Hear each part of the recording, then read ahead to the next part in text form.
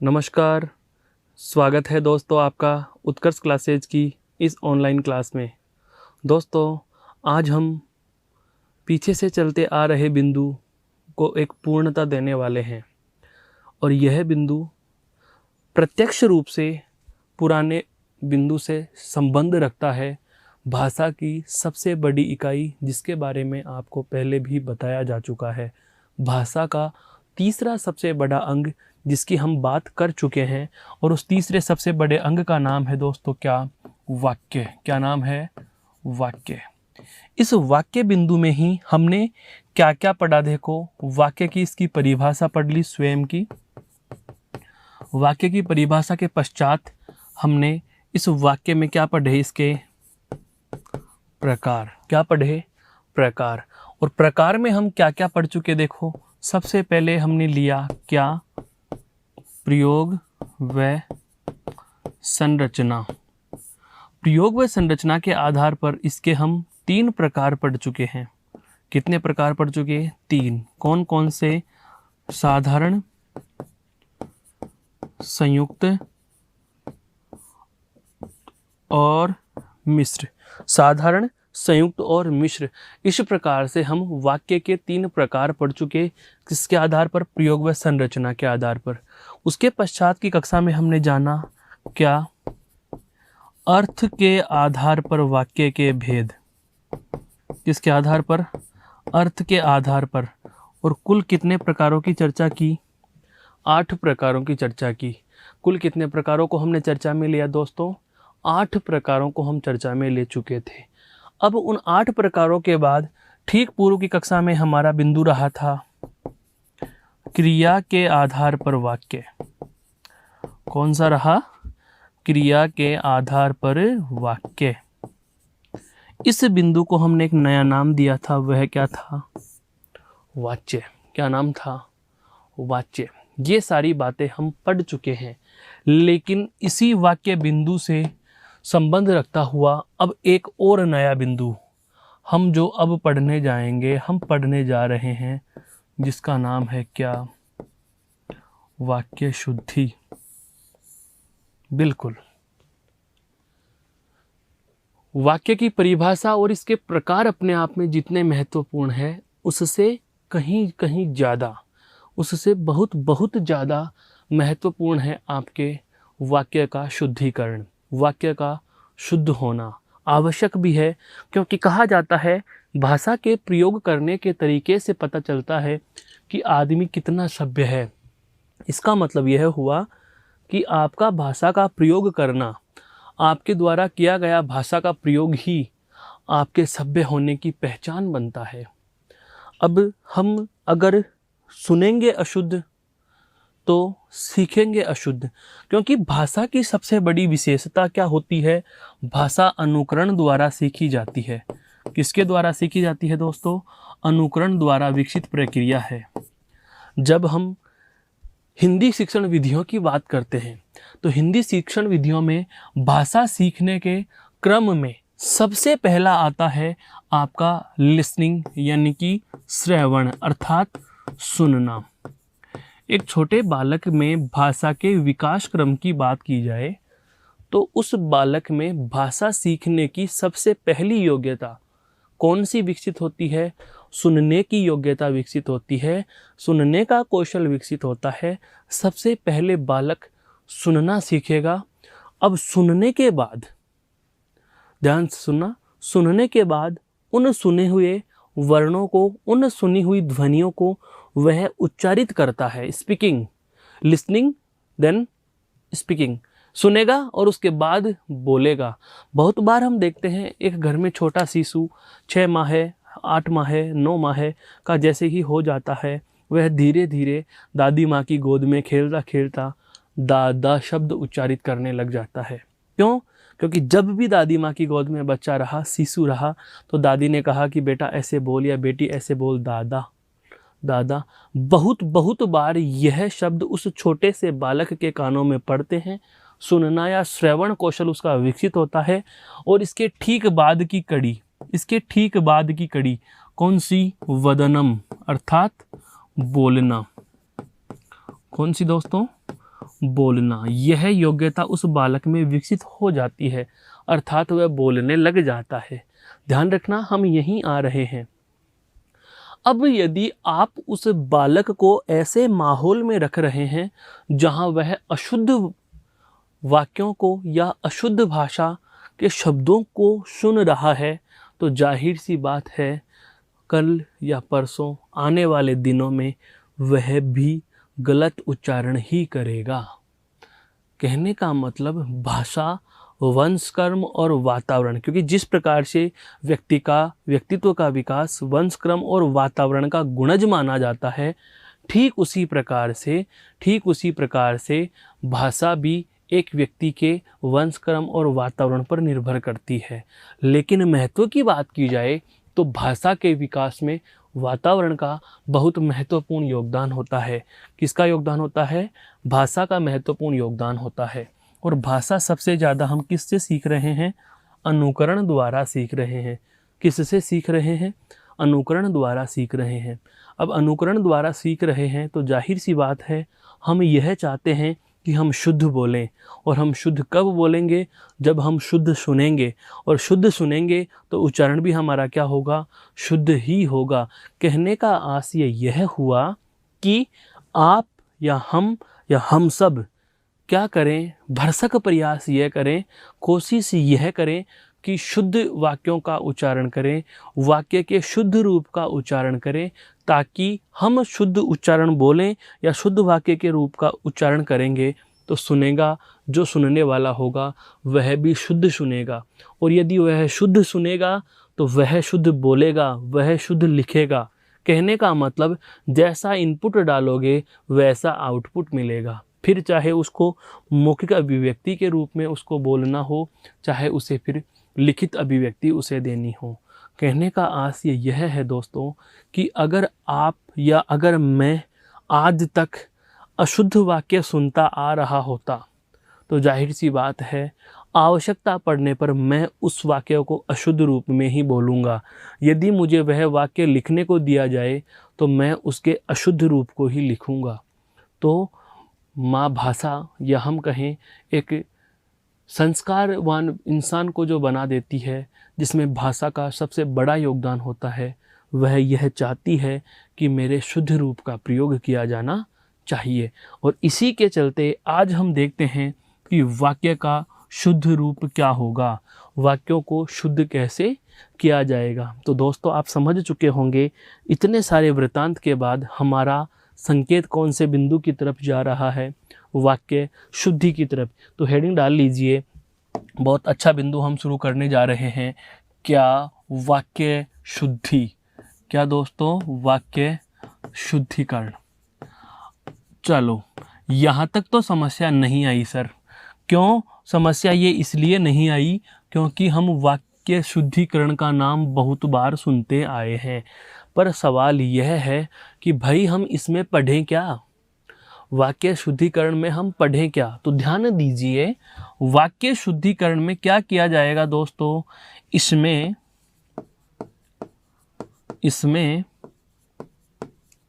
अशुद्ध वाक्यों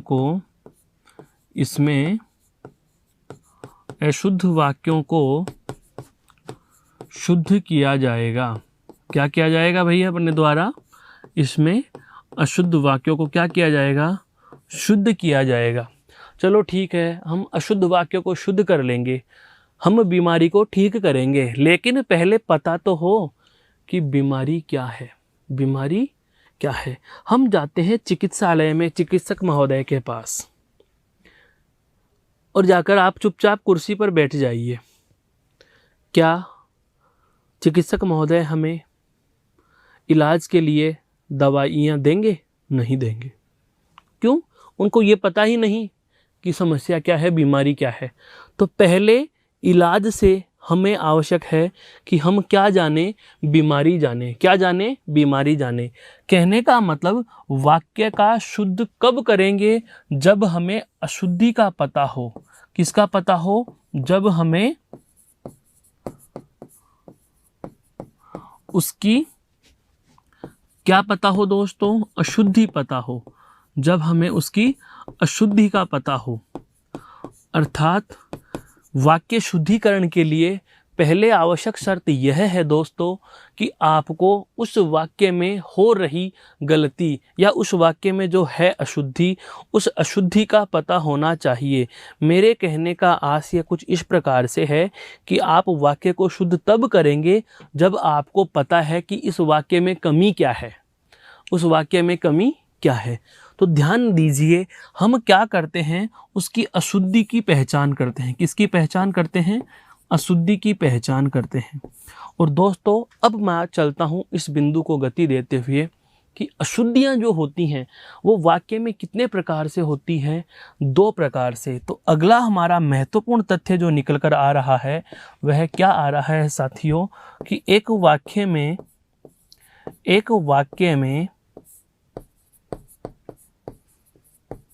मुख्यतः 2 प्रकार की अशुद्धियां होती हैं। कितने प्रकार की अशुद्धियां होती हैं? 2 प्रकार की अशुद्धियां होती हैं। दोस्तों वाक्य शुद्धि के अंतर्गत हम 4 अशुद्ध उदाहरण लिख करके उनका शुद्ध रूप करके यह नहीं सीखेंगे। मैं फिर से कह रहा हूं, जैसा कि हम हर बिंदु में उसके कंसेप्ट को समझते आए हैं, उसके मर्म को जानते आए हैं, यहाँ भी हम वैसा ही कुछ करने वाले हैं। वाक्य शुद्धि में क्या किया जाएगा? तो इसमें सबसे पहली बात आ गई क्या? इसमें अशुद्ध वाक्यों को शुद्ध किया जाएगा। ठीक है, अशुद्ध वाक्य जब हम शुद्ध करेंगे तो उसके लिए सबसे पहली शर्त क्या है? जब हमें उसकी किसका पता हो? अशुद्धि का पता हो। क्या हो? अशुद्धि का पता हो। और अशुद्धि का पता होने पर क्या करेंगे? हम अशुद्धि की पहचान करेंगे। क्या करेंगे साथियों? अशुद्धि की पहचान करेंगे। और जब आपने अशुद्धि का पता लगा लिया, अशुद्धि की पहचान का पता लगा लिया, तो आपको पता चला, आपने पाया क्या? कि एक वाक्य में मुख्य रूप से कितने प्रकार की अशुद्धियां हो सकती हैं? 2 प्रकार की अशुद्धियां हो सकती हैं। कितने प्रकार की अशुद्धियां हो सकती हैं? 2 प्रकार की अशुद्धियां हो सकती हैं। वो दोनों प्रकार की अशुद्धियां क्या क्या हैं, पहले हम उन पर चर्चा करते हैं। तो मैं इधर लिख रहा हूं, वाक्य में होने वाली अशुद्धियां, वाक्य में होने वाली अशुद्धियां। पहला प्रकार है दोस्तों पद क्रम संबंधी। यदि एक व्यक्ति से वाक्य में गलती हो सकती है तो वह कैसी हो सकती है? पद क्रम संबंधी गलती हो सकती है। और दूसरी गलती यदि महोदय उससे होगी तो वह होगी पद संबंधी। कौन सी होगी? पद संबंधी। मेरे कहने का आशय यह हुआ कि हम एक वाक्य में 2 प्रकार की गलती कर जाते हैं। हो सकता है पद क्रम से संबंधित गलती हो, या फिर हो सकता है पद से संबंधित गलती हो। अरे भाई, क्रम संबंधी या पद संबंधी गलती तो हमें बाद में समझ में आएगी। सर हमें पहले यह बताइए कि ये पद क्या होता है? हैं? एक नया शब्द लिख दिया आपने, पद। पद क्या होता है यह जान लीजिए। दोस्तों हम पद के बारे में जाने तो देखो हम इधर समझ लेते हैं पद क्या होता है। पद का शाब्दिक अर्थ यदि आपसे पूछा जाए तो इसका शाब्दिक अर्थ होता है दोस्तों पैर। पद का शाब्दिक अर्थ क्या होता है? पैर। पैर काम क्या करते हैं? चलने के काम आ रहे हैं। किसके काम आ रहे हैं? चलने के काम आ रहे हैं। अब वाक्य में पैरों का क्या मतलब है? वाक्य में पैरों का मतलब यह है कि अगर कोई शब्द अकेला है तब तक तो वह केवल शब्द है, लेकिन जैसे ही किसी शब्द को वाक्य में लिख दिया जाता है, तो जैसे मान लिया वाक्य में कर्ता के रूप में कोई शब्द आपने प्रयुक्त किया, तो उसका इस कर्म के साथ, इस क्रिया के साथ, क्रिया विशेषण के साथ, अन्य पूरक शब्दों के साथ इसका संबंध स्थापित हो जाता है। कुछ समझ में आया मैंने क्या कहा? जब हम बात करें, देखो हमारे पास एक कर्ता होता है वाक्य में, एक कर्म होता है और एक होती है क्रिया। वाक्य में 3 चीजें हैं, कर्ता, कर्म और क्रिया। कर्ता के रूप में आपने लिखा है थोड़ी देर के लिए माना मोहन, क्या लिखा, मोहन। कर्म के रूप में लिख दिया पुस्तक, और क्रिया के रूप में लिख दिया पढ़ता है, क्या लिखा, मोहन पुस्तक पढ़ता है, मोहन पुस्तक पढ़ता है। अब ध्यान देना, जब तक मैं अकेला मोहन लिखूंगा, जब तक मैं अकेला मोहन लिखूंगा, तो मोहन जब तक अकेला है तब तक तो मोहन क्या कहलाएगा मित्रों, शब्द कहलाएगा। क्या कहलाएगा, शब्द कहलाएगा। लेकिन यदि किसी शब्द को वाक्य में लिख दिया गया, यहाँ यह मोहन शब्द नहीं बल्कि इस पूरी की पूरी पंक्ति के कर्ता की भूमिका निभा रहा है। वाक्य के इन अन्य पदों के साथ इसका संबंध या व्याकरणिक संबंध जुड़ गया है। अब यह शब्द नहीं रहा बल्कि क्या कहलाएगा, पद कहलाएगा। तो पद को परिभाषित हम किस प्रकार से करेंगे, तो पद को परिभाषित आप इस प्रकार से कर सकते हैं कि वाक्य में प्रयुक्त शब्दों को पद कहा जाता है। वाक्य में प्रयुक्त शब्दों को क्या कहा जाता है, पद कहा जाता है। अब समझ में आया पद क्या होगा। अब आपसे इन पूछा जाए कि पद क्रम क्या होगा, अर्थात सीक्वेंस, किसके बाद क्या, किसके बाद क्या, किसके बाद क्या। अरे भाई, जब हम प्रार्थना सभा में एक विद्यार्थी के रूप में खड़े हुआ करते थे, जब आप प्रार्थना सभा में एक विद्यार्थी के रूप में खड़े हुआ करते थे, तो हमेशा हमारे अध्यापक अध्यापिका महोदय द्वारा हमें कहा जाता था कि अपनी ऊंचाई या लंबाई देखकर हाइट के अनुसार आप बढ़ते क्रम में खड़े हों, हैं, आप बढ़ते क्रम में खड़े हों। सबसे पहले छोटा, उसके बाद थोड़ा सा बड़ा, उसके बाद बड़ा। हम एक ऐसा क्रम सा बना लेते थे, हम ऐसे एक क्रम सा बनाते थे। कहने का मतलब हम बढ़ते क्रम में खड़े हो रहे थे। ये सीक्वेंस था, ये फिक्स सीक्वेंस था कि छोटे आगे रहेंगे, बड़े पीछे रहेंगे। मान लीजिए थोड़ी देर के लिए यहाँ से इस राकेश को हटा करके, यहाँ से इस राकेश को हटा करके और राकेश को इस लाइन में यहाँ खड़ा कर दिया जाए, तो लाइन भद्दी सी लगेगी, अशोभनीय लगेगी।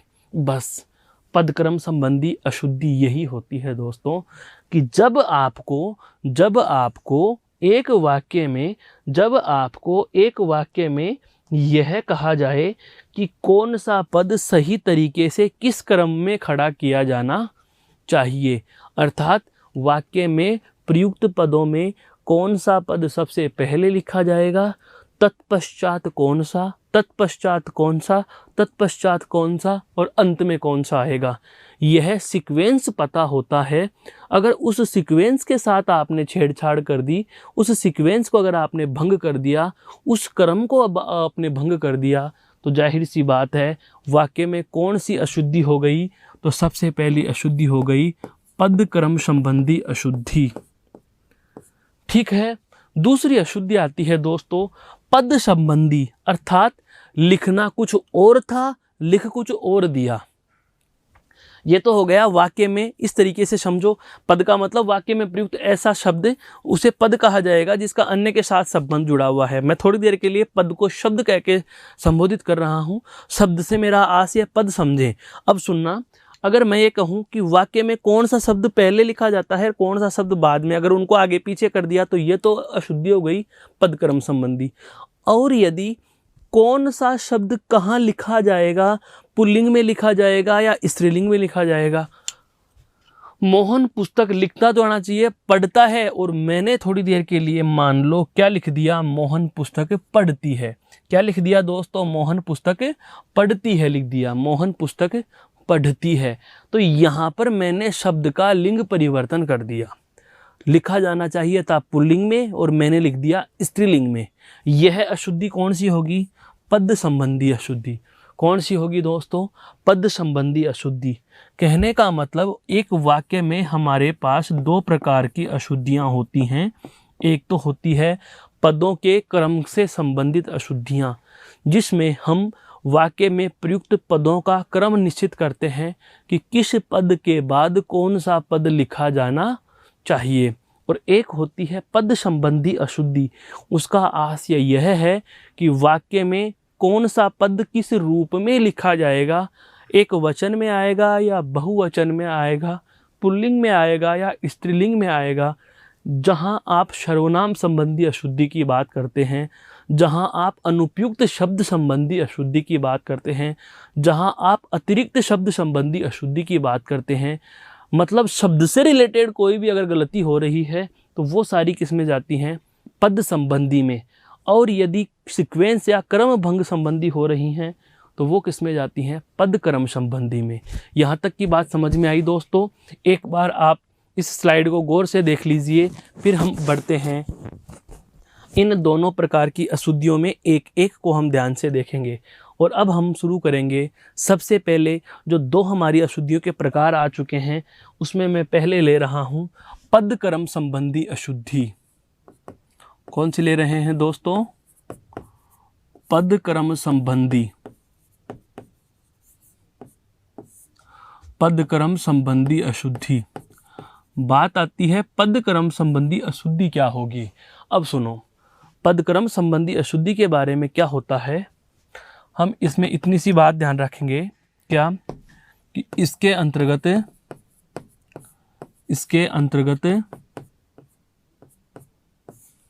वाक्य में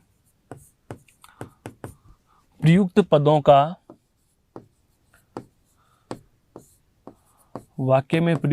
का क्रम निश्चित किया जाता है।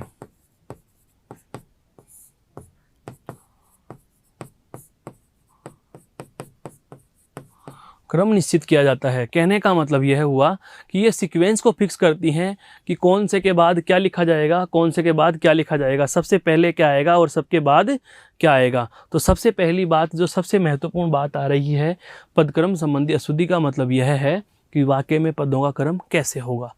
अब दोस्तों हम सीधे उदाहरणों पर नहीं जाएंगे। आप आज पहली बार ऐसा कुछ पढ़ने जा रहे हो जो बिल्कुल जीवन में नया है लेकिन बहुउपयोगी है। सबसे पहली बात, मैं वाक्य शुद्धि इसी तरीके से पढ़ाऊंगा। हम नियमों से इसको पढ़ेंगे। इसके सारे नियम बता देता हूं जो आज तक आपकी आंखों के समक्ष आए ही नहीं हैं। देखो, सबसे पहली बात, वाक्य के पदक्रम संबंधी अशुद्धि में सबसे पहले क्या, पहला नियम है, पहली बात है, वाक्य में सर्वप्रथम कर्ता लिखा जाता है। सीक्वेंस निश्चित कर रहे हैं कौन सी चीज कहां लिखी जाएगी, तो वाक्य में सबसे पहले क्या लिखा जाता है दोस्तों, कर्ता लिखा जाता है। वाक्य में सबसे पहले क्या लिखा जाता है दोस्तों, वाक्य में सबसे पहले कर्ता लिखा जाता है। क्लियर? अब नंबर 2,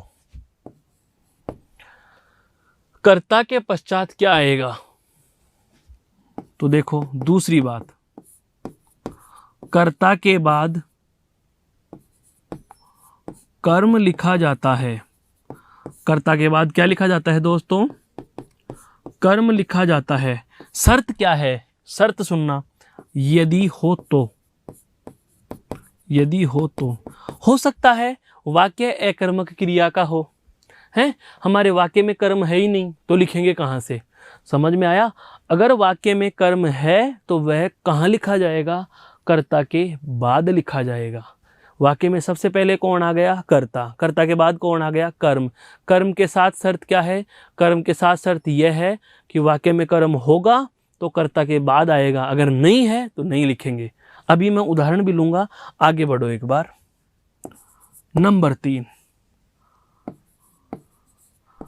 कर्म के बाद क्रिया लिखी जाएगी। कर्म के बाद क्या लिखी जाएगी, क्रिया लिखी जाएगी। ये लो जी, ये तीसरी महत्वपूर्ण बात, कर्म के बाद क्या लिखी जाएगी, क्रिया लिखी जाएगी। अब एक चीज मुझे आप बताइए, वाक्य में सबसे पहले क्या लिखा आपने, कर्ता, कर्ता के पश्चात क्या आया, कर्म, कर्म के पश्चात क्या आ गई, क्रिया। वाक्य में सबसे पहले सूत्र कैसे बना, सूत्र बना करके लिख देते हैं इसका। सूत्र क्या बना, देखो दोस्तों, वाक्य में सबसे पहला क्या आया, कर्ता, कर्ता के बाद क्या आया, कर्ता के पश्चात क्या लिखा, कर्म, यदि हो तो। और कर्म के बाद क्या लिखा, कर्म के बाद क्या लिखी जाती है, क्रिया। एक फॉर्मूला हमारे पास पर प्राप्त हो गया। हम त्रिशब्द सूत्र यही तो पढ़ते हैं, कर्ता प्लस कर्म प्लस क्रिया। अगर आपने इनका क्रम आगे पीछे कर दिया, इनका यदि कर्म आगे पीछे कर दिया दोस्तों, तो वाक्य अशुद्ध हो जाएगा। कहने का मतलब यह है, उदाहरण से समझो। मैंने अभी अभी कहा क्या कि राम अखबार पढ़ता है, राम अखबार पढ़ता है। ये लो जी, राम अखबार पढ़ता है। अब इसको ऐसे लिखें, अखबार राम पढ़ता है, तो सुनने वाले के बात समझ में तो आ गई कि हमारे कहने का आशय क्या है। लेकिन वाक्य व्याकरणिक दृष्टि से क्या हो जाता है दोस्तों, अशुद्ध हो जाता है। क्यों?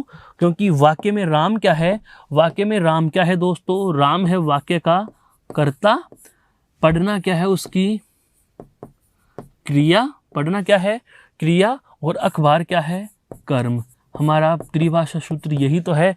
सबसे पहले कर्ता, कर्ता के पश्चात कर्म, कर्म के बाद क्या लिखी जाएगी क्रिया। मान लीजिए थोड़ी देर के लिए, मान लीजिए थोड़ी देर के लिए हमारे इस वाक्य में कर्म नहीं होता, हमारे वाक्य में कर्म नहीं होता। जैसा कि यहाँ शर्त दे दी, कर्ता के बाद कर्म लिखा जाता है यदि हो तो। हमारे वाक्य में तो कर्म है ही नहीं, राम पढ़ता है, तो जाहिर सी बात है कर्ता के पश्चात सीधे ही क्या लिख देंगे क्रिया लिख देंगे। कर्ता के पश्चात सीधे ही क्या लिख देंगे क्रिया लिख देंगे। तो सूत्र भी क्या बन जाएगा, कर्ता प्लस क्रिया। ऐसा कब मिलता है, जब क्रिया अकर्मक हो, अर्थात वाक्य में कर्म प्रयुक्त न हो। लेकिन यदि वाक्य में कर्म आ जाए तो दोस्तों संरचना कुछ इस प्रकार से बनेगी। यह बात समझ में आई। केवल अभी 3 ही हुए हैं, बहुत सारे नियम हैं, 10, 11, 12 नियम हैं, उनकी हम सभी की चर्चा करने वाले हैं। एक बार इस स्लाइड को गौर से देख लीजिए, फिर बढ़ते हैं अगले नियम पर।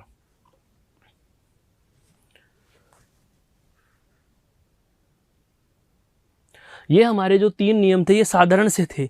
यहाँ तक की बात हर एक हिंदी के विद्यार्थी को पता होती है, क्योंकि कर्ता क्रम क्रिया, कर्ता प्लस क्रम प्लस क्रिया, ये बहुत बार हम सुनते बोलते और प्रयोग में लेते आए हैं। अब जैसे जैसे हम नियम आगे बढ़ाते चले जाएंगे, नियम भी कुछ कठिन होते जाएंगे, वाक्य की संरचना भी कुछ कठिन होती चली जाएगी। पर हाँ, ऐसा नहीं है कि समझ में नहीं आएगा, समझ में सब कुछ आएगा, बहुत आराम से पढ़ेंगे। आगे बढ़ते हैं नियम नंबर 4 पे। नियम नंबर 4 देखो दोस्तों क्या कह रहा है।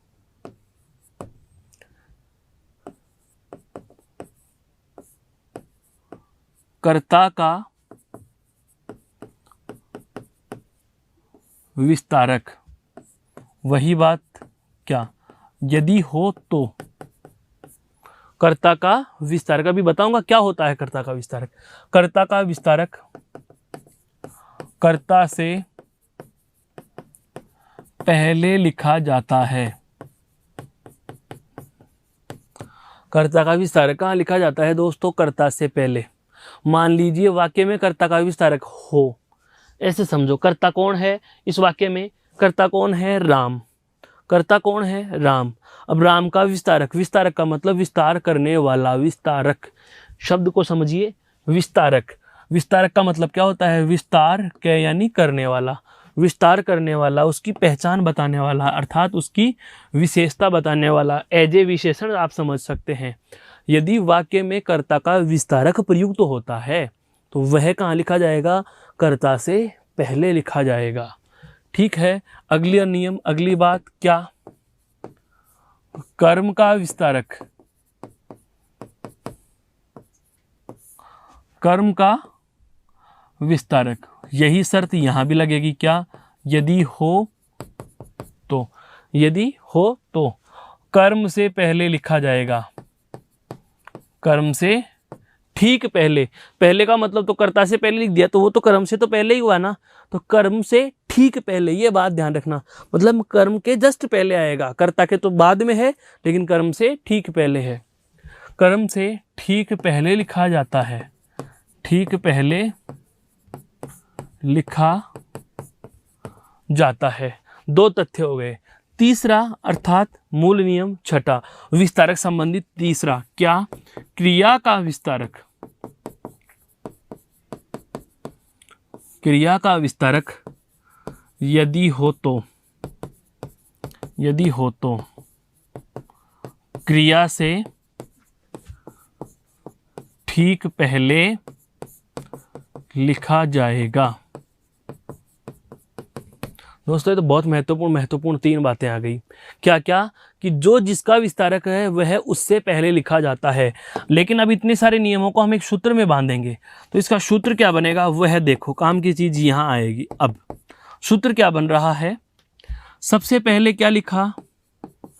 कर्ता नहीं, अब क्या आएगा? कर्ता का विस्तारक आएगा। क्या आएगा दोस्तों? कर्ता का विस्तारक।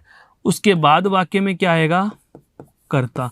अगर हम यहाँ तक की बात करें तो हमें यही पता चल रहा है कि वाक्य में सबसे पहले क्या लिखा जाता है? कर्ता। लेकिन जैसे ही हम अगले नियम पर गए तो हमें पता चला कि वाक्य में सबसे पहले क्या आ गया? कर्ता का विस्तारक आ गया। तत्पश्चात क्या आया? कर्ता। कर्ता के बाद क्या आ रहा है? अब सुनो, कर्ता का विस्तारक कर्ता से पहले लिख दिया। कर्ता के बाद में क्या आता है दोस्तों? कर्म। कर्ता के बाद में क्या आता है? कर्म आता है। लेकिन नियम क्या कह रहा है? सुनना, कर्म का यदि विस्तारक यदि होगा तो वह कर्म से ठीक पहले लिखा जाएगा। अर्थात कर्ता के बाद में क्या आ जाएगा? कर्म का विस्तारक। और कर्म के विस्तारक के बाद में क्या आएगा दोस्तों? कर्म आएगा। कर्म के विस्तारक के बाद क्या आएगा? कर्म आएगा। और हमें यह भी पता है, जैसा कि अभी अभी हमने पढ़ा, कि कर्ता के बाद कर्म, कर्म के बाद क्या लिखी जाएगी? क्रिया। कर्म के बाद क्या लिखी जाती है? क्रिया। लेकिन नियम ये क्या कह रहा है? क्रिया का विस्तारक यदि हो तो वह क्रिया से ठीक पहले होगा। इसका मतलब यहाँ पर क्रिया नहीं बल्कि क्या लिखा जाएगा? क्रिया का विस्तारक लिखा जाएगा। क्रिया का विस्तारक लिखेंगे और उसके बाद क्या लिखेंगे? क्रिया। और फिर होगा हमारा वाक्य पूरा। कुछ समझ में आया? कठिन कुछ नहीं है, आसानी से समझो इस बात को। हमें यह पता तो था पहले से भी। क्या क्या पता था? हमारे वाक्य में सबसे पहले कर्ता है, कर्ता के पश्चात कर्म है और कर्म के पश्चात क्या है? क्रिया। हमने नई चीज क्या जोड़ी? नई चीज क्या जोड़ी? कर्ता से पहले हमने क्या ले लिया? कर्ता का विस्तारक। कर्म से पहले क्या ले लिया? कर्म का विस्तारक। और क्रिया से पहले क्या ले लिया? क्रिया का विस्तारक। कहने का मतलब यह हुआ, सार रूप में समझो, कि जो जिसका विस्तारक होता है वह उससे पहले लिखा जाता है। यही वाक्य है, यही वाक्य है। राम अखबार पढ़ता है, हैं? वाक्य लिखूं मैं, राम पुस्तक पढ़ता है। वाक्य लिख रहा हूं, राम पुस्तक पढ़ता है। तो वही वाली बात आ गई। राम तो वाक्य का कौन हुआ भाई? कर्ता। पुस्तक क्या है? कर्म। पढ़ना क्या है? उसकी क्रिया। अब इसी वाक्य में हम विस्तारक जोड़े हैं। हम इसी वाक्य में विस्तारक जोड़े। हमारा वाक्य क्या था? वाक्य हमारा कुछ इस प्रकार से था। क्या? राम अखबार पढ़ता है। राम अखबार पढ़ता है। समझ में आया? अब हम इसमें विस्तारक जोड़ते हैं। मैं कहूं राम अखबार पढ़ता है। मान लीजिए हमारी कक्षा में 2 राम हो। एक राम है सोहन का मित्र, एक राम है श्याम का मित्र। आपने पूछा राम अखबार पढ़ता है, कौन सा राम? तो मैं या तो कहूंगा कि वह सोहन का मित्र है जो, या फिर क्या कहूंगा? जो श्याम का मित्र है जो। तो जो सोहन का मित्र या श्याम का मित्र लाइन आप बोलोगे वह उस राम की पहचान निश्चित करेगी, वह उस राम को विस्तार देगी कि राम कौन सा। तो यहां पर मैं लिखूं जैसे कि श्याम का भाई राम। श्याम का भाई राम हिंदी अखबार। कौन सा अखबार है? हिंदी अखबार है। और पढ़ना कैसे पढ़ता है भाई? रोज पढ़ता है। मैंने कह दिया रोज पढ़ता है। अब सुनना ध्यान से, पद परिचय लिखो दोस्तों। तो राम तो कौन था? वाक्य का कर्ता। अखबार क्या था? हमें पता है, कर्म। अखबार क्या था? हमारा कर्म था। अखबार क्या था? कर्म। और पढ़ना क्या है दोस्तों? क्रिया। पढ़ना क्या है? क्रिया। लेकिन अब ध्यान दीजिए, श्याम कौन सा? राम का भाई। श्याम कौन सा है? राम का भाई। इसका मतलब यह लाइन यहां से यहां तक इस कर्ता की पहचान निश्चित कर रही है। तो यह कहलाएगी कर्ता का विस्तारक।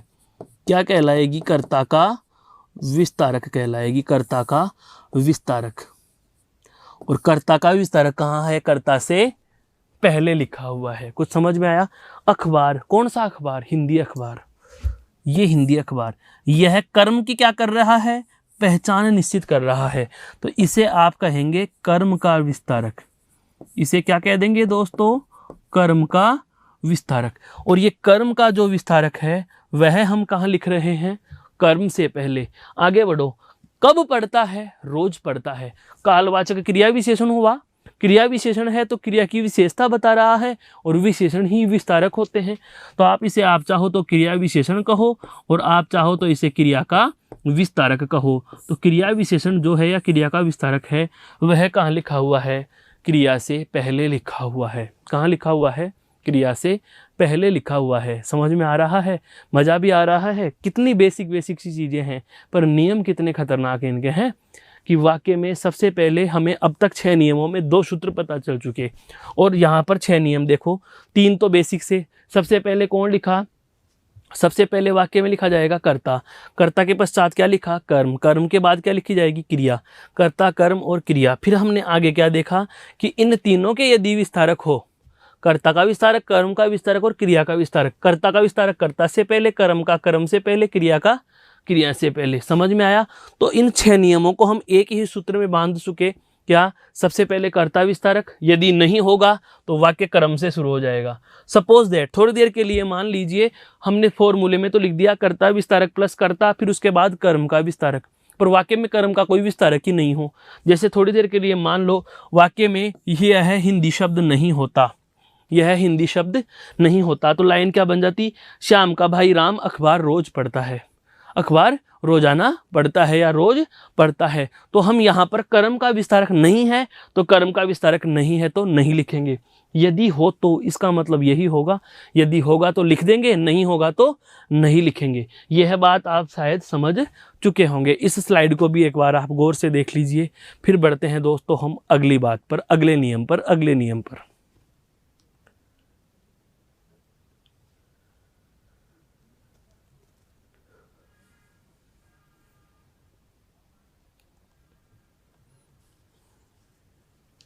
लिख दिया यहां तक का? ये तो बेसिक बेसिक से 6 नियम थे। अब अगला नियम, अगला नियम बहुत महत्वपूर्ण। क्या? अगली बात बहुत महत्वपूर्ण आ रही है। वो देखो कुछ इस प्रकार से है। नियम नंबर 7।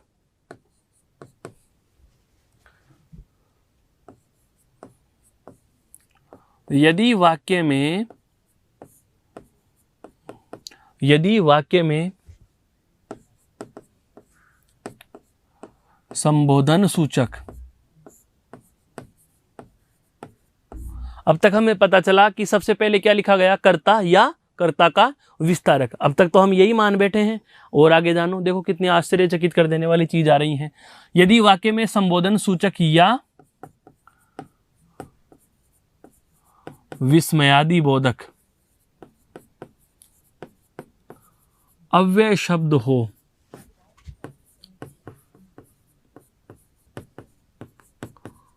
तो वह, यदि वाक्य में संबोधन सूचक या विस्मयादि बोधक अव्यय शब्द हो तो वह कहाँ लिखा जाएगा? सुनना, सबसे पहले लिखा जाता है। ये लो, सारे नियमों की धज्जियां उड़ाते हुए अलग ही नियम आ गया है।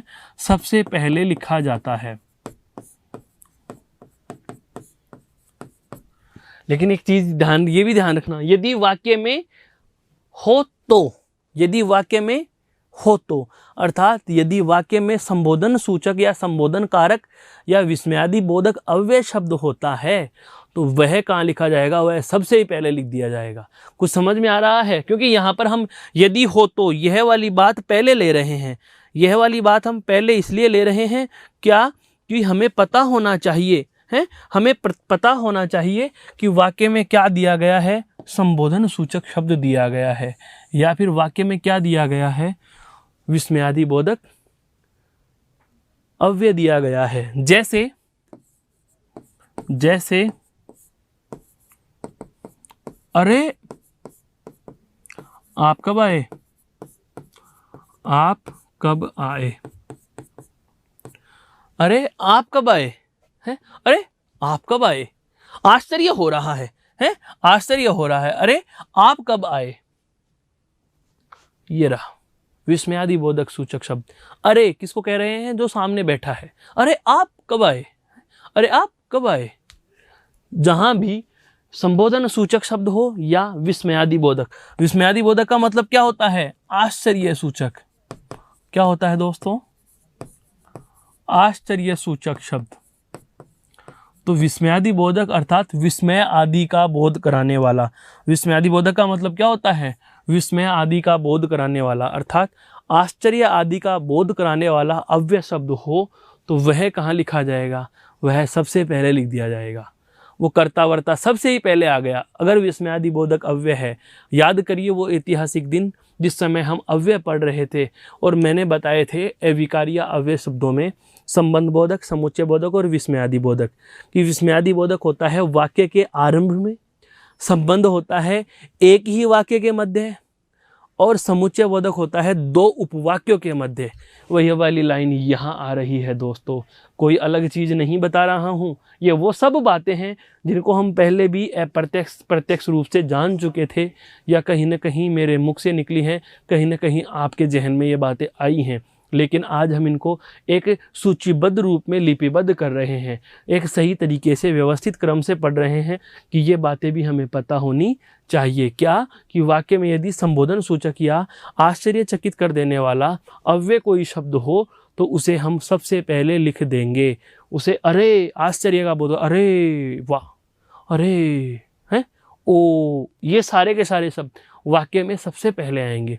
क्योंकि जब भी कभी हमें आश्चर्य होगा तो सबसे पहले आश्चर्य होता है, तत्पश्चात कोई बात निकलती है। ऐसे नहीं होगा, आप ऐसे थोड़ी बोलोगे कि हम घर गए या किसी ऐसे व्यक्ति को देख लिया जिसके आने की हमें उम्मीद नहीं थी, हमें उसको देख करके आश्चर्य होता है या उनको देख कर आश्चर्य होता है, तो आप ऐसे कर दोगे क्या?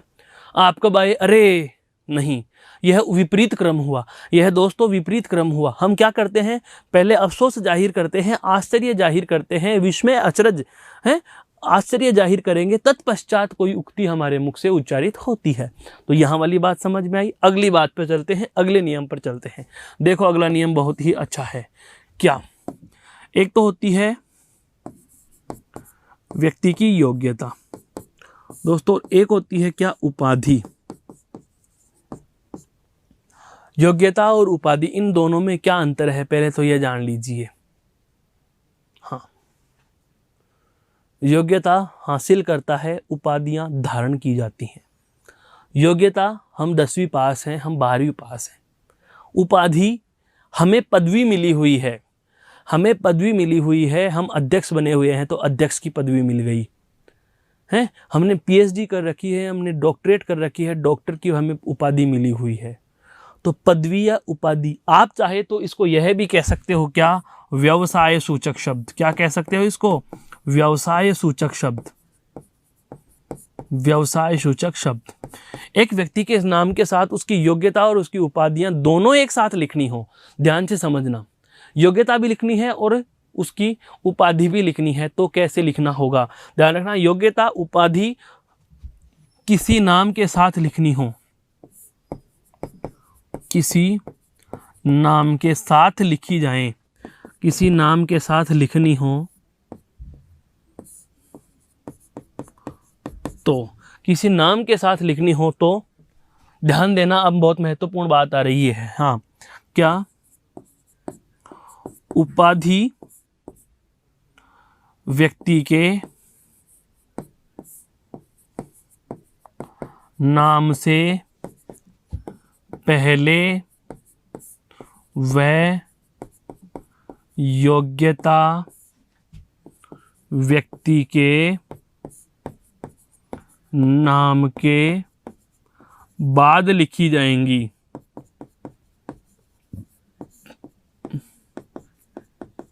कुछ समझ में आया मैंने क्या कहा? एक व्यक्ति के नाम के साथ हमें उसकी योग्यता और उपाधि दोनों जोड़नी हो तो हमें एक लाइन में नहीं जोड़ सकते। उदाहरण समझो, उदाहरण समझो, राजेश कुमार हैं, डॉक्टर भी हैं, राजेश कुमार डॉक्टर भी हैं और इन्होंने MBBS कर रखा है। बताइए यह वाक्य पूर्ण है या शुद्ध है या नहीं है? यहां पर ध्यान देने वाली बात समझो दोस्तों, मैंने क्या क्या लिखी है। डॉक्टर तो क्या है यहां पर उसकी उपाधि, डॉक्टर क्या है उसकी उपाधि, और एमबीबीएस उसने जो कर रखा है वह क्या है उसकी योग्यता। नियम क्या कह रहा है, अब जरा गौर करो। योग्यता उपाधि किसी नाम के साथ लिखनी हो, योग्यता और उपाधि किसी नाम के साथ लिखनी हो तो नियम की तरीके से बात सुनो। क्या उपाधि व्यक्ति के नाम से कहाँ लिखी जाएगी, पहले। उपाधि व्यक्ति के नाम के कहाँ लिखी जाएगी, पहले। तो ऐसा लिखो, ऐसा कहाँ लिखोगे आप, कैसे लिखोगे, डॉक्टर नाम से पहले, और योग्यता, योग्यता व्यक्ति के नाम के बाद। योग्यता को कहाँ लिखना है, व्यक्ति के नाम के बाद। योग्यता को कहाँ लिखना है दोस्तों, व्यक्ति के नाम के बाद लिखना है। तो डॉक्टर राजेश कुमार, उपाधि आ गई, व्यक्ति का नाम आ गया, व्यक्ति के नाम के बाद, व्यक्ति के नाम के बाद उसकी क्या लिखी जाएगी, योग्यता। अब आप इसमें क्या लिखोगे, एम बी एस। समझ में आया दोस्तों कैसे लिखना है। कहने का मतलब यह हुआ कि यदि व्यक्ति के उसकी योग्यता के साथ उसका व्यवसाय सूचक शब्द लिखना हो तो सदैव ध्यान रखना व्यवसाय सूचक शब्द व्यक्ति के नाम से पहले आता है। व्यवसाय सूचक शब्द, जैसे कोई पुजारी जी हैं तो हम उनको बोलते हैं महंत श्री, हैं, कोई अध्यक्ष है तो अध्यक्ष महोदय, कोई प्राचार्य है तो प्राचार्य महोदय। इसका मतलब यह हुआ कि जो उपाधि उनको मिली हुई है प्रधानमंत्री, समझ में आया, राष्ट्रपति श्री, इसका मतलब जो भी उनकी उपाधियां हैं या जो भी उनकी पदवियां हैं, जो भी उनकी जो व्यवसाय सूचक शब्द हैं वो व्यक्तियों के नामों से पहले और योग्यताएं उस व्यक्ति के नाम के पश्चात लिखी जाती हैं। यह महत्वपूर्ण नियम मैंने आपके समक्ष रखा है, जो एक तो था कौन सा, संबोधन सूचक या विस्मयादि सूचक शब्द से संबंधित, और एक हमारा आया योग्यता और उपाधि के संबंधित। इन दोनों को एक बार और गौर से देख लीजिए। फिर चलते हैं हम अगली बात पर, अगले नियम पर, अगले तथ्य पर। दोस्तों अब तक हो गए हमारे 8। अब चलते हैं अगला तथ्य क्या कह रहा है। देखो इस प्रकार से कुछ, अगला 9 नंबर, यदि वाक्य में द्विकर्मक क्रिया हो, गौर से सुनते चलो, यदि वाक्य में क्या हो, द्विकर्मक क्रिया हो। अब पहले इसको अलग से जानो, द्विकर्मक क्रिया क्या होती है, तो हम बात करते हैं क्रिया की। क्रिया को किसके आधार पर, कर्म के आधार पर। कर्म के आधार पर दोस्तों कितने भागों में बांटा गया, तो कर्म के आधार पर 2 भेद। कितने भेद, 2 भेद। 2 भेद कौन कौन से, एक नाम आता है अकर्मक क्रिया और एक नाम आता है भाई सकर्मक क्रिया। यहां तक तो समस्या नहीं आई। एक नाम आया अकर्मक और एक नाम क्या गया, सकर्मक। फिर इस सकर्मक क्रिया को भी हम पुनः 2 भागों में बांटते हैं। सकर्मक क्रिया को भी हम पुनः कितने भागों में बांटते हैं, 2 भागों में। एक नाम आता है एक कर्मक क्रिया और एक नाम आता है द्विकर्मक क्रिया। कुछ समझ में आया मैं क्या कहना चाह रहा हूं, कि जब द्विकर्मक क्रिया वाक्य में दी जाती है तो द्विकर्मक क्रिया वाली वाक्य में कर्म कितने होंगे, 2 कर्म होते हैं। कितने कर्म होते हैं दोस्तों, 2 कर्म होते हैं। और यह तो आपको बहुत पहले से ही पता है कि जब द्विकर्मक क्रिया में 2 कर्म होते हैं तो एक मुख्य कर्म होता है और दूसरा गौण कर्म होता है। दूसरा गौण कर्म होता है। दूसरा गौण कर्म होता है। पुनः सुनिए मेरी पूरी बात को। यदि वाक्य में द्विकर्मक क्रिया होगी तो सबसे पहली शर्त है कि वो सकर्मक तो होगी ही। सकर्मक क्रिया के 2 भेद हैं। सकर्मक क्रिया के 2 भेद कौन कौन से हो गए, तो सकर्मक क्रिया के 2 भेदों में एक नाम आपके समक्ष कौन सा आया है, एक कर्मक। दूसरा नाम आपके समक्ष कौन सा आया है, द्विकर्मक। कौन सा आया है दोस्तों, द्विकर्मक। नियम क्या कह रहा है वो सुनना, कि जब द्विकर्मक क्रिया वाला वाक्य होगा तो वाक्य में कर्म कितने होंगे, तो वाक्य में कर्म कितने होंगे दोस्तों, 2 कर्म कितने होंगे, 2 कर्म होंगे। अब इन 2 कर्मों में एक तो कैसा होगा, मुख्य कर्म, एक कैसा होगा, गौण कर्म। अब बात यह आती है कि एक मुख्य कर्म होता है, एक गौण कर्म होता है, तो वाक्य में पहले कौन आए बाद में कौन आए? कुछ समझ में आया? कुछ समझ में आया? एक उदाहरण से समझो इसको। उदाहरण से ऐसे समझो, माना कि मैंने लिखा क्या?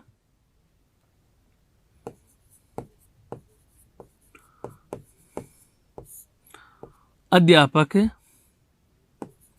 ने भूगोल छात्रों को पढ़ाया।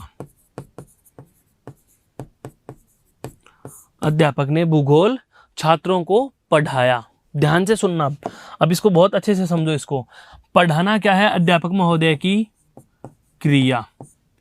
अध्यापक ने विभक्ति है, तो अध्यापक ने, अर्थात यहाँ पर अध्यापक कौन है? कर्ता। क्या पढ़ाया दोस्तों? भूगोल पढ़ाया, ये कर्म है। कर्म को यहाँ पर छात्रों को पढ़ाया, यह भी कर्म है, क्योंकि जाहिर सी बात है, हमने जब कारक पढ़े थे उस समय आपको बताया भी था कि जहाँ कहीं भी कोई विभक्ति लिखी होगी या कोई भी कारक की विभक्ति लिखी हुई होगी, चाहे वो ने हो, को हो, से हो, के लिए हो, के द्वारा हो, जिस कारक की विभक्ति जहाँ लिखी होती है उससे ठीक पहला शब्द संबंधित विभक्ति का कारक होगा। यदि वाक्य में ने लिखा हुआ है तो हमें पता है ने कर्ता कारक की विभक्ति है, तो ने से ठीक पहला शब्द क्या हो गया दोस्तों? कर्ता हो गया। क्या हो गया? कर्ता। यदि वाक्य में को लिखा हुआ है तो को कौन से कारक की विभक्ति है? कर्ता ने कर्म को। इसका मतलब कर्म कारक की विभक्ति है, तो इससे ठीक पहला वाला शब्द क्या हो गया? कर्म। वाक्य में कर्म कितने आए? 2। अर्थात हम इसको क्या कहेंगे? द्विकर्मक। क्या कहेंगे दोस्तों? द्विकर्मक कहेंगे। क्या कहेंगे? द्विकर्मक कहेंगे। नियम क्या कह रहा है वो सुनो। अब द्विकर्मक क्रिया वाले वाक्यों में 2 कर्म होते हैं। ये देखो, द्विकर्मक क्रिया वाले वाक्यों में 2 कर्म होते हैं। इनमें एक मुख्य कर्म होता है, दूसरा गौण कर्म होता है। अब हमें यह पता लगाना है इनमें कि इसमें मुख्य कर्म कौन सा है और गौण कर्म कौन सा है। तो हमें यह भी पता होता है कि गौण कर्म जो होता है वह सजीव होता है। गौण कर्म कैसा होता है दोस्तों? सजीव, या हम कह सकते हैं विभक्ति सहित होता है। कैसा होता है गौण कर्म? विभक्ति सहित होता है। और जो मुख्य कर्म होता है दोस्तों वह कहाँ होता है?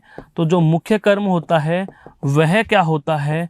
वह निर्जीव होता है। वह क्या होता है दोस्तों? वह निर्जीव होता है। कैसा होता है वो? निर्जीव होता है। निर्जीव, ध्यान रखना, ये महत्वपूर्ण बात है यहाँ पर। वह कैसा होता है? निर्जीव होता है और विभक्ति रहित होता है। जब हम द्विकर्मक क्रिया पढ़े थे उस समय भी ये बात मैंने आपको बताई थी। जब हम कर्म कारक पढ़े हैं उस समय भी यह बात मैंने आपको बताई है। आज पुनः बता रहा हूँ। गौण कर्म होता है वो सजीव होता है, मुख्य कर्म होता है वो निर्जीव होता है।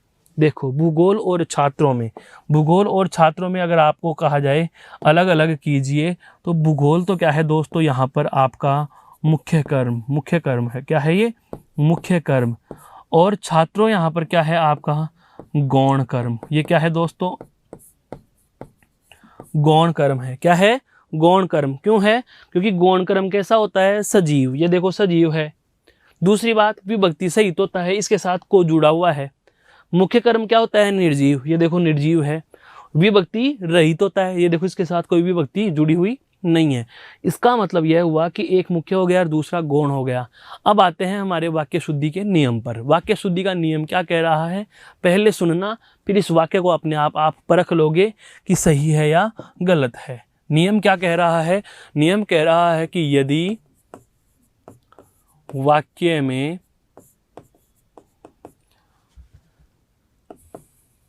द्विकर्मक क्रिया हो, यदि वाक्य में द्विकर्मक क्रिया हो तो गौण कर्म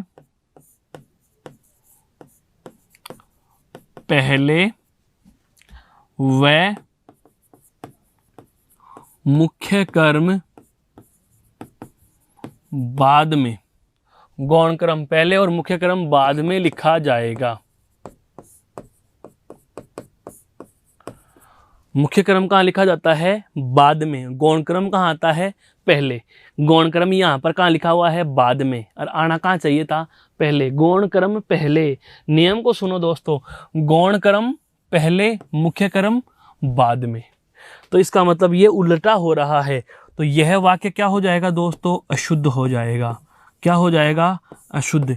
अब इसमें आप मात्राएं छाड़ते रह जाते, पता भी नहीं चल पाता कि छुपा हुआ रहस्य क्या है। पता चला हमें। अब आते हैं इसके शुद्ध रूप पे। इसका शुद्ध रूप, तो इसका तो ये तो अशुद्ध था, इसका शुद्ध क्या बन जाएगा? तो शुद्ध कुछ इस प्रकार से बनेगा दोस्तों। क्या? अध्यापक ने छात्रों को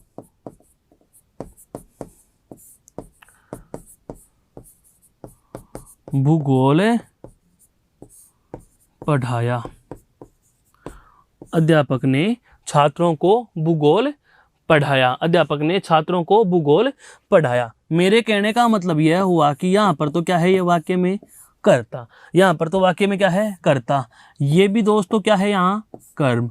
ये भी क्या है दोस्तों? यहाँ पर कर्म। और पढ़ाना क्या है? यहाँ पर क्रिया। पढ़ाना क्या है दोस्तों? यहाँ पर क्रिया। अब हमें पता चल गया कि गौण क्रम कहाँ आना चाहिए? पहले। गौण क्रम कैसा होता है? सजीव।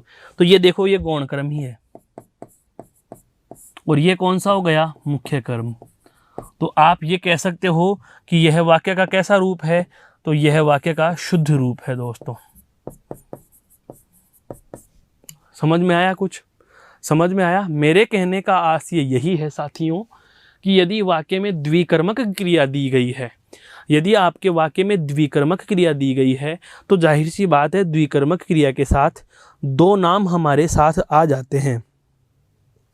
दो नाम हमारे साथ कौन कौन से आ जाते हैं? कि एक तो आता है मुख्य कर्म का और एक आता है गौण कर्म का। हमें यही पहचानना है कि गौण कर्म कहाँ आएगा, मुख्य कर्म कहाँ आएगा। वाक्य दिखने में पूरा शुद्ध दिख रहा था, लेकिन कितनी बड़ी गलती हो रही है, वाक्य के पदों का क्रम आगे पीछे कर दिया गया। यह थी आपके द्विकर्म क्रिया के गौण कर्म और मुख्य कर्म से संबंधित बात। इसको एक बार गौर से देख लीजिए, फिर चलते हैं हम अगली बात पर।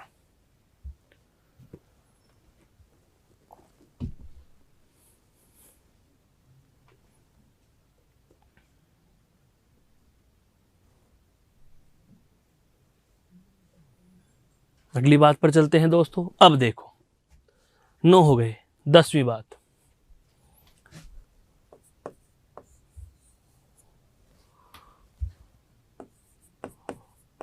पहले नियम लिख लेते हैं, उसके बाद उदाहरण की बात करेंगे। वाक्य में कर्म यदि सजीव होगा तो विभक्ति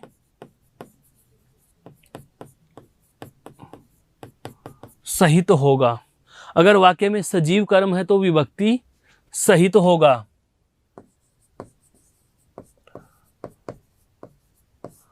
यदि वाक्य में कर्म निर्जीव है, यदि वाक्य में कर्म कैसा है? निर्जीव है, तो विभक्ति रहित होगा।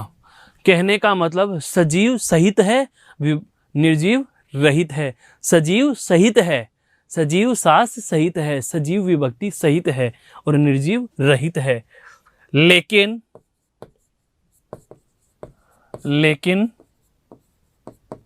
बजाना व बढ़ाना क्रिया के साथ निर्जीव कर्म भी विभक्ति सहित आएगा।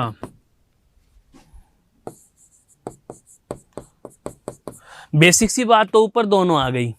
यदि कर्म सजीव है तो विभक्ति सहित होगा। जैसे राम ने रावण मारा, तो ये तो वाक्य क्या हो जाएगा दोस्तों? अशुद्ध। इसका शुद्ध रूप क्या होगा?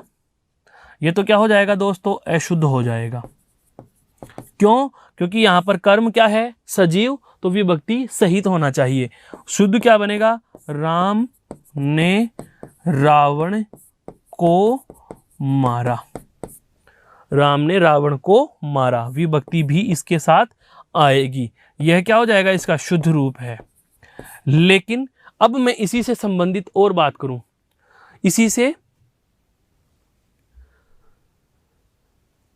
इसी से संबंधित हम और बात करें क्या? ध्यान दीजिए एक बार कि निर्जीव के साथ विभक्ति होगी या नहीं। उदाहरण समझो, राम ने अखबार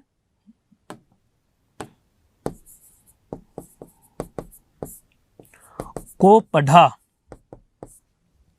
राम ने अखबार को पढ़ा। राम ने अखबार को पढ़ा। अब यहां पर यह वाक्य क्या हो जाएगा दोस्तों? अशुद्ध हो जाएगा। क्यों हुआ अशुद्ध? वह भी जान लीजिए। अशुद्ध ये इसलिए हो गया, नियम क्या कह रहा है? वाक्य में कर्म निर्जीव हो तो विभक्ति रहित होगा। यहां पर कर्म क्या है? अखबार। अखबार है तो यहां पर को विभक्ति का प्रयोग नहीं होना चाहिए। वाक्य शुद्ध क्या बनेगा? राम ने अखबार पढ़ा। राम ने अखबार पढ़ा। ये क्या हो गया? इसका शुद्ध रूप हो गया। यह क्या हो गया? इसका शुद्ध रूप हो गया। नियम क्या कह रहा है? लेकिन बजाना व बढ़ाना क्रिया, बजाना और बढ़ाना क्रिया। उदाहरण देखना, राम ने ढोल बजाया। बहुत बार यह वाक्य लिखा हुआ मिल जाता है, राम ने ढोल बजाया, और इस वाक्य को हम शुद्ध समझ बैठते हैं, लेकिन वास्तव में यह अशुद्ध है। अशुद्ध क्यों है? बजाना क्रिया के साथ निर्जीव कर्म भी विभक्ति सहित आता है। तो वाक्य क्या लिखा जाएगा? राम ने ढोल को बजाया। राम ने ढोल को बजाया। इसमें इसको क्या कहोगे आप दोस्तों? शुद्ध कहोगे। क्या कहोगे? शुद्ध कहोगे। हैं? राम ने झगड़ा बढ़ाया। राम जैसे आया वो झगड़ा बढ़ गया। राम ने झगड़ा बढ़ाया। हम सीधे से बोल देते हैं कि मोहन ने झगड़ा बढ़ाया, लेकिन ध्यान रखना दोस्तों, यह वाक्य भी क्या है? अशुद्ध है। क्यों अशुद्ध है? क्योंकि इस वाक्य में हम बढ़ाना क्रिया के साथ निर्जीव कर्म भी विभक्ति सहित लिखेंगे। तो वाक्य क्या हो जाएगा? राम ने झगड़े को बढ़ाया। राम ने झगड़े को बढ़ाया। यह हो गया दोस्तों इस वाक्य का शुद्ध रूप। और अब तक हम वाक्य शुद्धि के कितने नियमों से परिचित हो चुके हैं? 10 नियमों से परिचित हो चुके हैं। लेकिन अभी यह बात पूरी नहीं हुई है। अगली कक्षा में, कल की कक्षा में हम इनको और जारी करेंगे, अनवरत आगे बढ़ेंगे। तब तक के लिए आप इनको देखिए, सीखिए और उदाहरणों का अभ्यास कीजिए। जय हिंद, जय भारत, धन्यवाद, नमस्कार दोस्तों।